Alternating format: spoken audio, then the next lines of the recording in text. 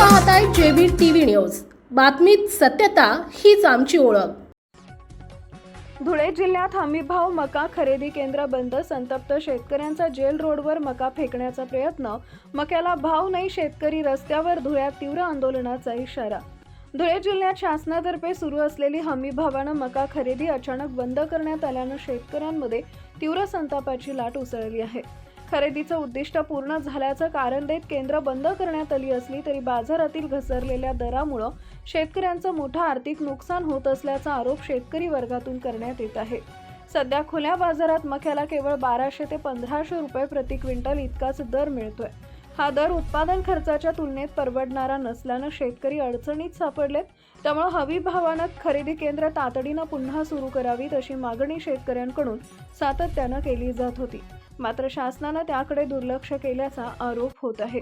या पार्श्वभूमीवर धुळे तालुक्यातील शेतकरी विजय देवरे यांनी संतप्त भूमिका घेत ट्रॅक्टरभर मका शहरातील जेल रोड परिसरात आणून शासनाच्या निषेधार्थ फेकण्याचा प्रयत्न केला। यावेळी मोठ्या संख्येनं शेतकरी उपस्थित होते। शासनाविरोधात जोरदार घोषणाबाजी करत खरेदी केंद्र सुरू करण्याची मागणी करण्यात आली आहे।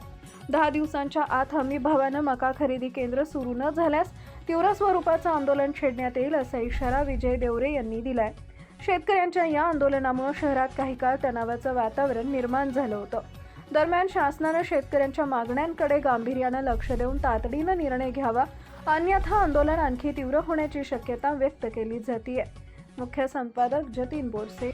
मी त्याच्यानंतर हे खरेदी केंद्र बंद झाल्यानंतर मी साधारण 3 तारखेला स्वतः कलेक्टर मॅडम यांना भेटून शेतकऱ्यांची आपत्ती सांगितली। शेतकऱ्यांना काय व्यथा आहेत ते सांगितल्या, जीव तोडून सांगितलं।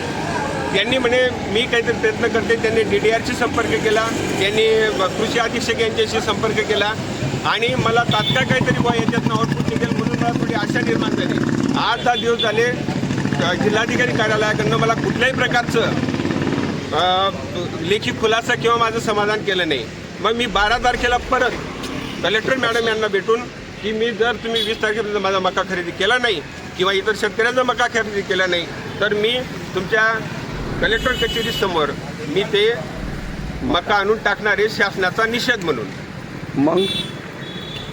मग आता कालपासून पोलीस बांधव यांनी असं सांगितलं या 20 तारखेला 10वीचा पहिलाच पेपर असल्याने काल शिवजयंती होती, आमच्यावर बराच ताण आहे, तर कृपया आम्हाला सहकार्य करा आणि लॉ अँड ऑर्डरचा काही प्रश्न निर्माण होणार नाही, त्याच्यासाठी तुम्ही आमच्या विनंतीला मान देऊन किंवा समोर या, आम्ही तुम्हाला पूर्ण सहकार्य करू।